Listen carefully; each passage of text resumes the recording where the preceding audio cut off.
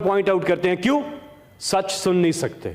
भगोड़े हैं, पीएचडी की हुई है भगोड़े में। अब तो खैर इस हुकूमत का अपना कोरम पॉइंट आउट हुआ है।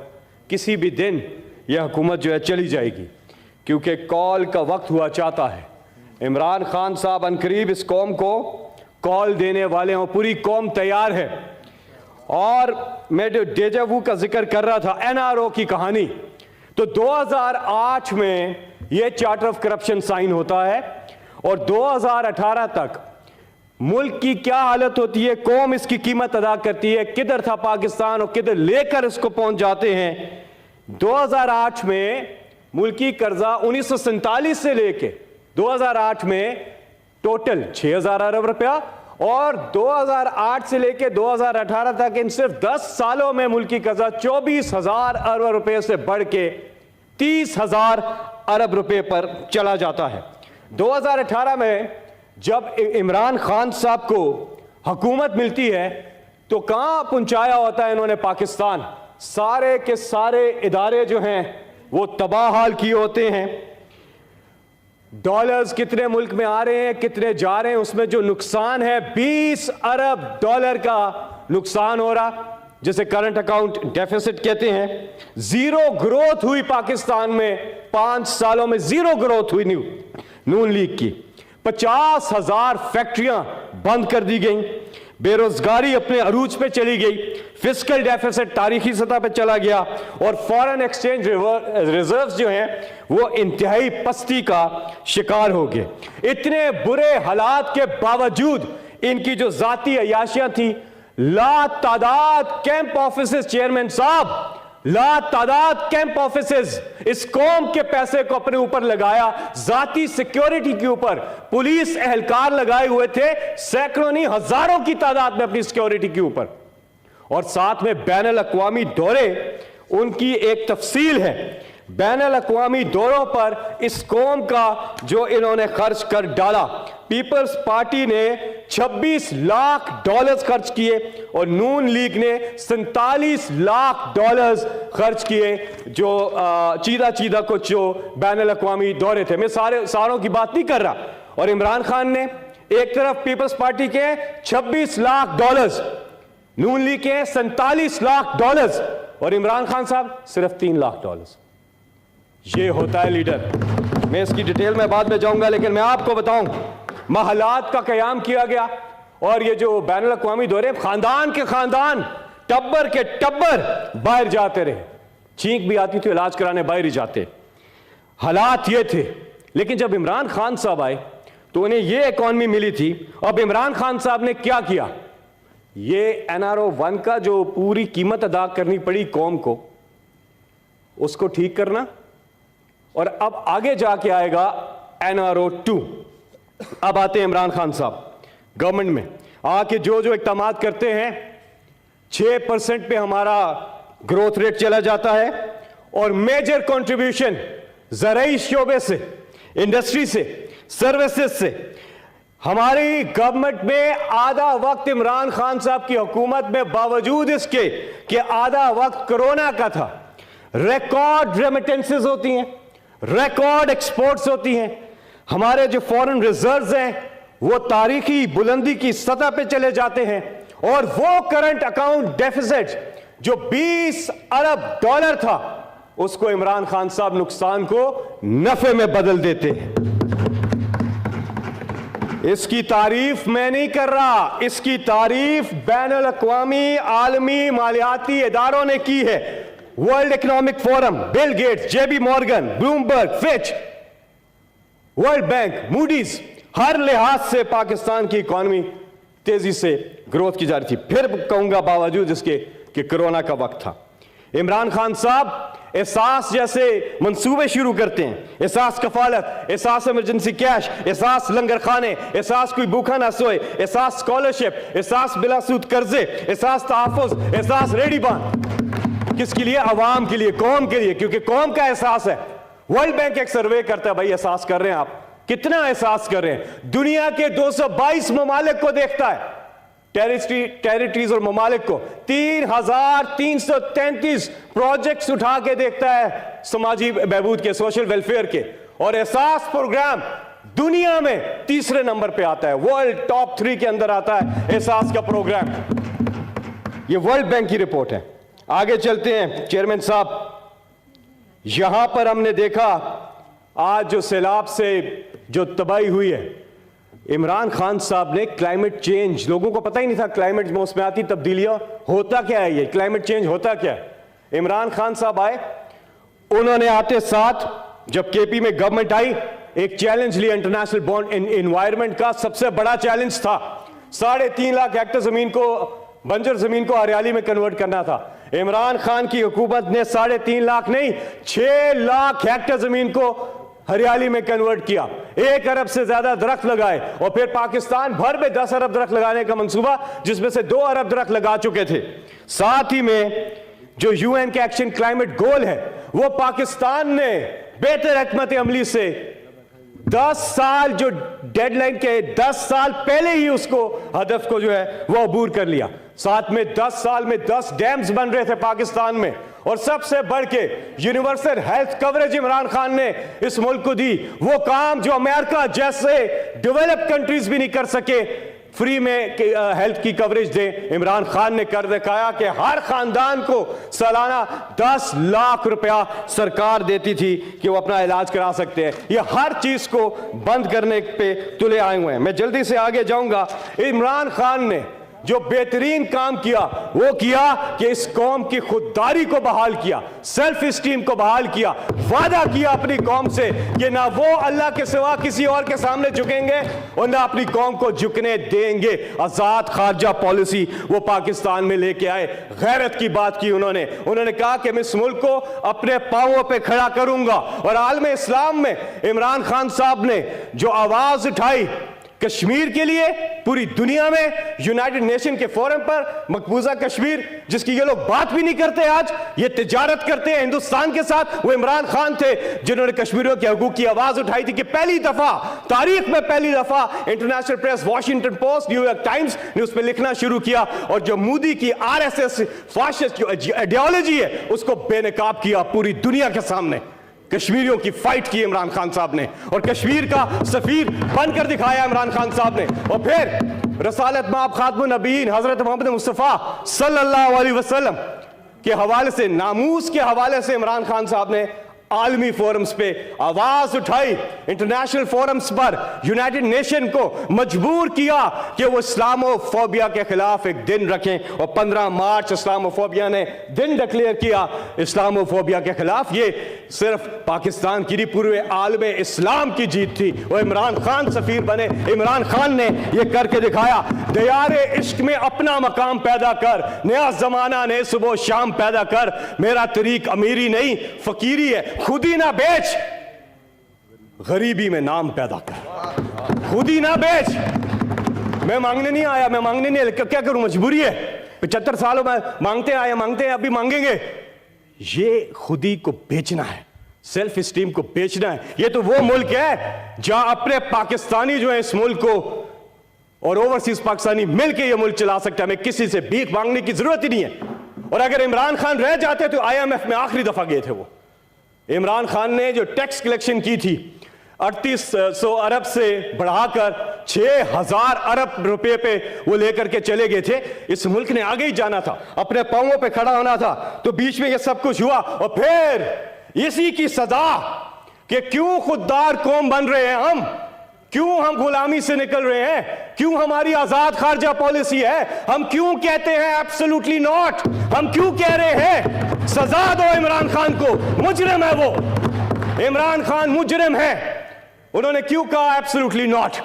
क्योंकि इमरान खान के बाहर कोई बैरून मुल्क जदादे नहीं है, उनके कोई खुफिया अकाउंट्स नहीं है, उनका जीना मरना पाकिस्तान में है। और ऐसा ही लीडर पाकिस्तान को आगे लेकर जा सकता है, पाकिस्तान के गरीब के हालात बेहतर कर सकता है। इसकी सजा मिली और अब आता है NRO 2। डेजावू हो गया ना।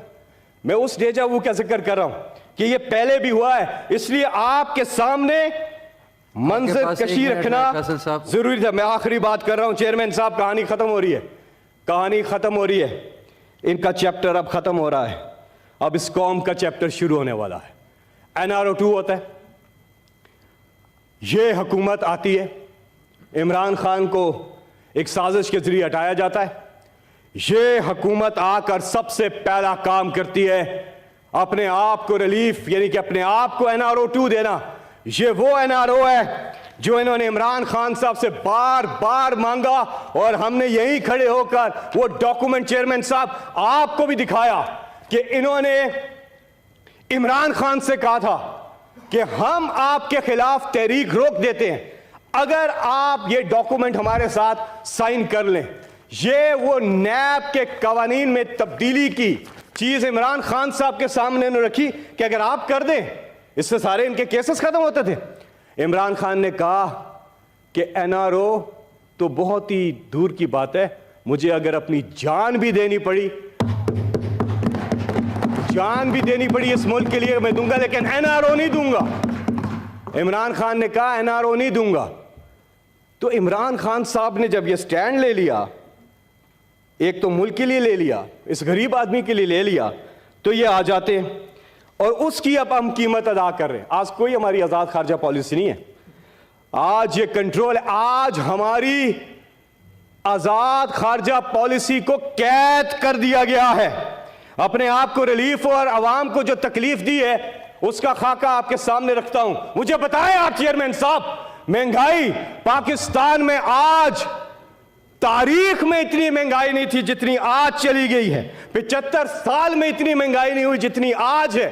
कैसे कि इन्फ्लेशन जो है, शौकत तरीन साहब correct me if I am wrong, 45% पे चली गई है। 45% पे 45%। चेयरमैन साहब हिल जाना चाहिए। और फिर पेट्रोल में 92% कीमतों में इजाफा, डीजल में 105% इजाफा, घी 60%, टमाटर सब्जियां वगैरह 18% का इजाफा, और मजीद इजाफा बढ़ा है हर गुजरता घंटा। इस रिपोर्टेड हुकूमत का इस कौम पर भारी साबित हो रहा है। आखिरी बात करूंगा, और आज जो इंटरनेशनल हमारी जो रेटिंग्स जो मैंने आपको बताई हैं, आज मूडीज की डाउनग्रेड हो गई, फिच की रेटिंग डाउनग्रेड हो गई, ब्लूमबर्ग की रेटिंग डाउनग्रेड हो गई। डॉलर आसमानों से बातें कर रहा है। डॉलर को नहीं गिराना, इस हुकूमत को गिराना है। डॉलर खुद ब खुद गिर जाएगा। थैंक यू जी। आखिरी बात, एक्सपोर्ट्स हमारी नीचे, रेमिटेंस हमारी नीचे, ग्रोथ हमारी नीचे जा रही है हर लिहाज से। अगर हमने आवाम से रुजू ना किया, अगर हम फ्री एंड फेयर इलेक्शंस की तरफ ना गए, तो पाकिस्तान दिवालिया हो चुका है और मजीद जो है बर्बादी है। इसलिए आज अवाम जमहूरियत में जमूर को दे दो। यहां पे पासपोर्ट ले रहे हैं, थोड़े अभी पासपोर्ट लिया, अब बोर्डिंग पास लेंगे एक एक करके। ये इंपोर्टेड हुकूमत अब एक्सपोर्ट होने वाली है। इमरान खान साहब पे इन्होंने मुकदमात किए, क्या नहीं किया? क्या इमरान खान साहब मुल्क छोड़ के भागे? अदालतों का सामना किया इमरान खान साहब ने और करते रहेंगे। बात सुनिए चेयरमैन साहब, थैंक यू जी। इस कौम को इख्तियार दे दें, कौम फैसला करे। फ्री एंड फेयर इलेक्शन वाहिद रास्ता है, और अगर इलेक्शन की तारीख का ऐलान नहीं होता, इमरान खान ने अपनी तैयारी पूरी कर ली है, पूरी कौम के साथ उनकी डील हो चुकी है, और डील में 3 चीजें तय पाई हैं। पहली चीज, हमने अपनी खुददारी को बहाल करना है। दूसरी चीज, इंपोर्टेड हुकूमत नामंजूर, और तीसरी चीज कि इमरान खान असेंबली में वापस आ रहे हैं, वो भी 2/3 अक्सरियत से ज्यादा लेकर असेंबली में वापस आ रहे हैं। कौम को इख्तियार दे दे। आज पूरी कौम का मुतालबा है, उसको इख्तियार दे दे। आपकी ये इकॉनमी तभी बेहतर हो सकती है जब आप जमूर को इख्तियार दे देंगे, और इंशाअल्लाह अल्लाह पर ईमान, मुश्किलात से निकलेगा पाकिस्तान। थैंक यू जी। सेनेटर बहराम, कितने मुल्क में आ रहे हैं, कितने जा रहे हैं, उसमें जो नुकसान है, $20 अरब का नुकसान हो रहा, जिसे करंट अकाउंट डेफिसिट कहते हैं। जीरो ग्रोथ हुई पाकिस्तान में, 5 सालों में जीरो ग्रोथ हुई नून लीग की। 50,000 फैक्ट्रियां बंद कर दी गई, बेरोजगारी अपने अरूज पे चली गई, फिस्कल डेफिसिट तारीखी सतह पे चला गया, और फॉरेन एक्सचेंज रिजर्व्स जो हैं वो इंतहाई पस्ती का शिकार हो गए। इतने बुरे हालात के बावजूद इनकी जो जाती अयाशियां थी, ला तादाद कैंप ऑफिस चेयरमैन साहब लातादाद कैंप ऑफिसेस इस कौम के पैसे को अपने ऊपर लगाया, जाती सिक्योरिटी के ऊपर पुलिस एहलकार लगाए हुए थे, सैकड़ों नहीं हजारों की तादाद में अपनी सिक्योरिटी के ऊपर, और साथ में बैनुल अक़वामी दौरे उनकी एक तफसील है। बैनुल अक़वामी दौरों पर इस कौम का जो इन्होंने खर्च कर डाला, पीपल्स पार्टी ने $26 लाख खर्च किए और नून लीग ने $47 लाख खर्च किए, जो चीदा कुछ जो बैनुल अक़वामी दौरे थे। मैं सारों की बात नहीं कर रहा। और इमरान खान ने एक तरफ पीपल्स पार्टी के $26 लाख, नून लीग के $47 लाख और इमरान खान साहब सिर्फ $3 लाख। ये होता है लीडर। मैं इसकी डिटेल में बाद में जाऊंगा, लेकिन मैं आपको बताऊं, महलात का कयाम किया गया और ये जो बैनुल अक़वामी दौरे, खानदान के खानदान, टब्बर के टब्बर बाहर जाते रहे, छींक भी आती थी, इलाज कराने बाहर ही जाते। हालात ये थे। लेकिन जब इमरान खान साहब आए तो उन्हें ये इकॉनमी मिली थी। अब इमरान खान साहब ने क्या किया, ये NRO 1 का जो पूरी कीमत अदा करनी पड़ी कौम को, उसको ठीक करना, और अब आगे जाके आएगा NRO 2। अब आते हैं इमरान खान साहब गवर्नमेंट में आके जो इक़दाम करते हैं, 6% पे हमारा ग्रोथ रेट चला जाता है, और मेजर कंट्रीब्यूशन ज़राई शोबे से, इंडस्ट्री से, सर्विसेज से। हमारी गवर्नमेंट में आधा वक्त इमरान खान साहब की हुकूमत में, बावजूद इसके कि आधा वक्त कोरोना का था, रिकॉर्ड रेमिटेंसेस होती हैं, रिकॉर्ड एक्सपोर्ट्स होती हैं, हमारे जो फॉरेन रिजर्व्स हैं वो तारीखी बुलंदी की सतह पे चले जाते हैं, और वो करंट अकाउंट डेफिसिट जो $20 अरब था, उसको इमरान खान साहब नुकसान को नफे में बदल देते हैं। इसकी तारीफ मैं नहीं कर रहा, इसकी तारीफ बैनुल अक़वामी आलमी मालियाती इदारों ने की है। World Economic Forum, Bill Gates, JB Morgan, Bloomberg, Fitch, World Bank, Moody's, हर लिहाज से पाकिस्तान की इकॉनमी तेजी से ग्रोथ की जा रही थी। फिर कहूंगा बावजूद इसके कि कोरोना का वक्त था। इमरान खान साहब एहसास जैसे मंसूबे शुरू करते हैं, एहसास कफालत, एहसास इमरजेंसी कैश, एहसास लंगर खाने, एहसास कोई भूखा ना सोए, एहसास स्कॉलरशिप, एहसास बिलासूद कर्जे, एहसास तहफ़्फ़ुज़, एहसास रेडी बांध। किसके लिए? अवाम के लिए, कौम के लिए, क्योंकि कौम का एहसास है। वर्ल्ड बैंक एक सर्वे करता है, भाई एहसास कर रहे हैं आप, कितना एहसास कर रहे हैं? दुनिया के 222 ममालिक को देखता है, टेरिटरीज और ममालिक को 3333 प्रोजेक्ट्स उठा के देखता है समाजी बहबूद के, सोशल वेलफेयर के, और एहसास प्रोग्राम दुनिया में तीसरे नंबर पे आता है, वर्ल्ड टॉप 3 के अंदर आता है एहसास का प्रोग्राम। ये वर्ल्ड बैंक की रिपोर्ट है। आगे चलते हैं चेयरमैन साहब, यहां पर हमने देखा आज जो सैलाब से जो तबाही हुई है, इमरान खान साहब ने क्लाइमेट चेंज, लोगों को पता ही नहीं था क्लाइमेट मौसमियाती तब्दीलियां होता क्या है, ये क्लाइमेट चेंज होता क्या है। इमरान खान साहब आए, उन्होंने आते साथ जब केपी में गवर्नमेंट आई, एक चैलेंज लिया इंटरनेशनल बॉन्ड एनवायरनमेंट का। सबसे बड़ा चैलेंज था 3.5 लाख हेक्टेयर जमीन को, बंजर जमीन को हरियाली में कन्वर्ट करना था। इमरान खान की हुकूमत ने 3.5 लाख नहीं, 6 लाख हेक्टेयर जमीन को हरियाली में कन्वर्ट किया, 1 अरब से ज्यादा दरख्त लगाए, और फिर पाकिस्तान भर में 10 अरब दरख्त लगाने का मंसूबा, जिसमें से 2 अरब दरख्त लगा चुके थे। साथ ही में जो UN के एक्शन क्लाइमेट गोल है, वो पाकिस्तान ने बेहतर हिकमत अमली से 10 साल जो डेडलाइन के 10 साल पहले ही उसको हदफ को जो है वो अबूर कर लिया। साथ में 10 साल में 10 डैम्स बन रहे थे पाकिस्तान में, और सबसे बढ़ के universal health coverage Imran Khan ने इस मुल्क को दी, वो काम जो अमेरिका जैसे डेवलप्ड कंट्रीज भी नहीं कर सके। फ्री में हेल्थ की कवरेज दे, इमरान खान ने कर दिखाया कि हर खानदान को सालाना 10 लाख रुपया सरकार देती थी कि वो अपना इलाज करा सकते हैं। ये हर चीज को बंद करने पे तुले आए हुए हैं। मैं जल्दी से आगे जाऊंगा। इमरान खान ने जो बेहतरीन काम किया वो किया कि इस कौम की खुददारी को बहाल किया, सेल्फ स्टीम को बहाल किया, वादा किया अपनी कौम से कि ना वो अल्लाह के सिवा किसी और के सामने झुकेंगे और ना अपनी कौम को झुकने देंगे। आजाद खारजा पॉलिसी वो पाकिस्तान में लेके आए, गैरत की बात की उन्होंने कहा कि मैं इस मुल्क को अपने पांवों पे खड़ा करूंगा। और आलम इस्लाम में इमरान खान साहब ने जो आवाज उठाई कश्मीर के लिए, पूरी दुनिया में यूनाइटेड नेशन के फोरम पर मकबूजा कश्मीर, जिसकी ये लोग बात भी नहीं करते, आज ये तिजारत करते हैं हिंदुस्तान के साथ, वो इमरान खान थे जिन्होंने कश्मीरियों के हकूक की आवाज उठाई थी कि पहली दफा तारीख में, पहली दफा international press, Washington post, New York times ने उस पर लिखना शुरू किया और जो मोदी की आरएसएस फाशिस्ट आइडियोलॉजी है उसको बेनकाब किया पूरी दुनिया के सामने।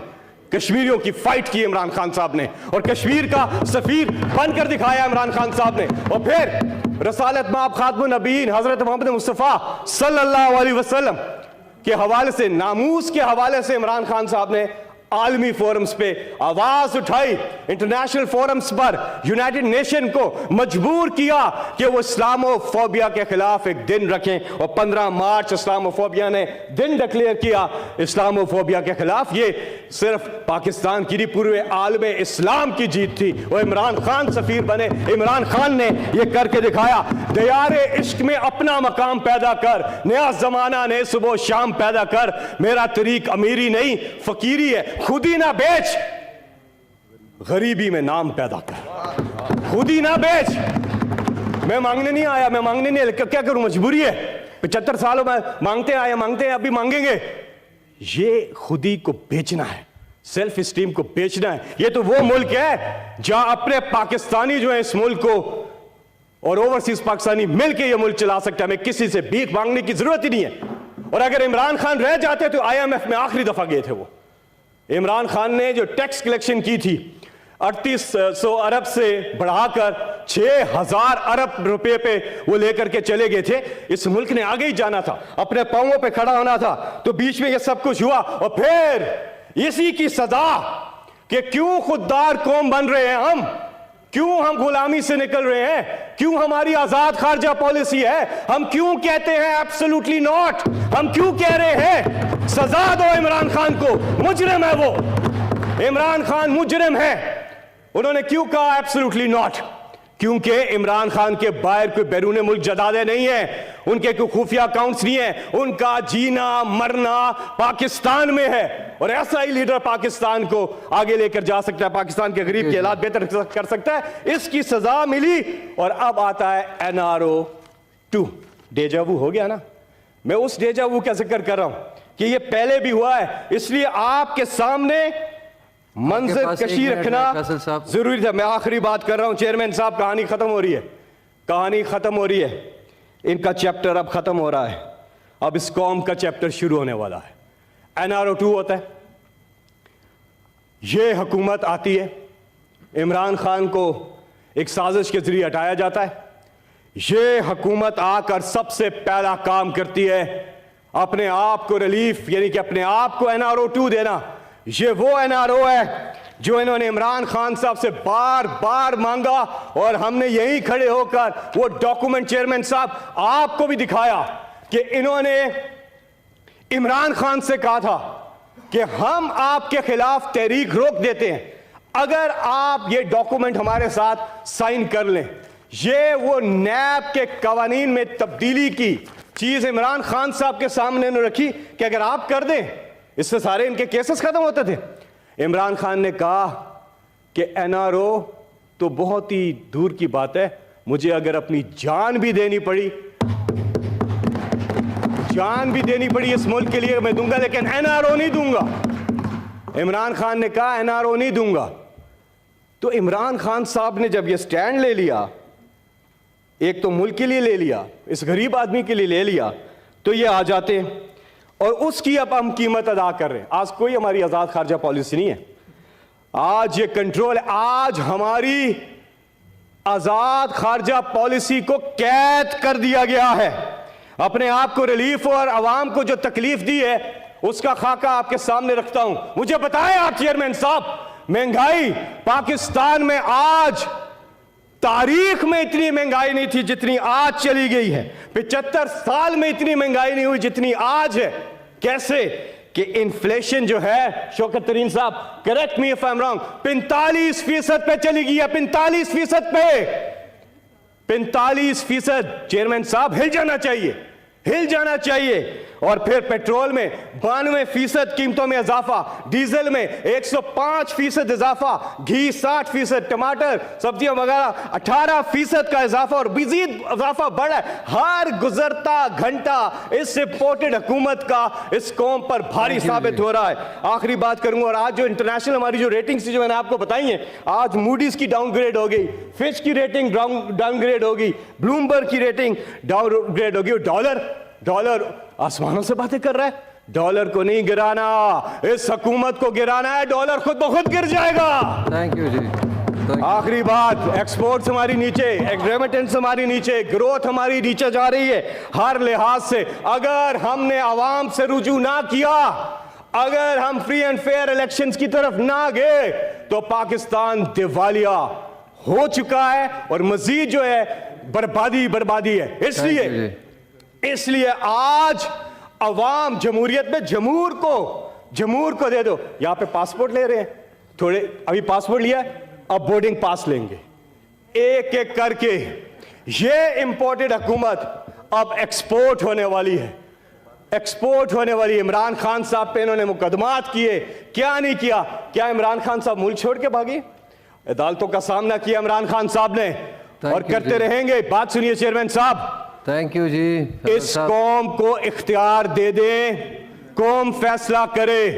फ्री एंड फेयर इलेक्शन वाहिद रास्ता है, और अगर इलेक्शन की तारीख का ऐलान नहीं होता, इमरान खान ने अपनी तैयारी पूरी कर ली है, पूरी कौम के साथ उनकी डील हो चुकी है और डील में 3 चीजें तय पाई हैं। पहली चीज, हमने अपनी खुददारी को बहाल करना है। दूसरी चीज, इंपोर्टेड हुकूमत नामंजूर। और तीसरी चीज कि इमरान खान असेंबली में वापस आ रहे हैं, वो भी 2/3 अक्सरियत से ज्यादा लेकर असेंबली में वापस आ रहे हैं। कौम को इख्तियार दे दे, आज पूरी कौम का मुतालबा है, उसको इख्तियार दे दे। आपकी ये इकॉनमी तभी बेहतर हो सकती है जब आप जमूर को इख्तियार दे देंगे। और इंशाअल्लाह अल्लाह पर ईमान, मुश्किलात से निकलेगा।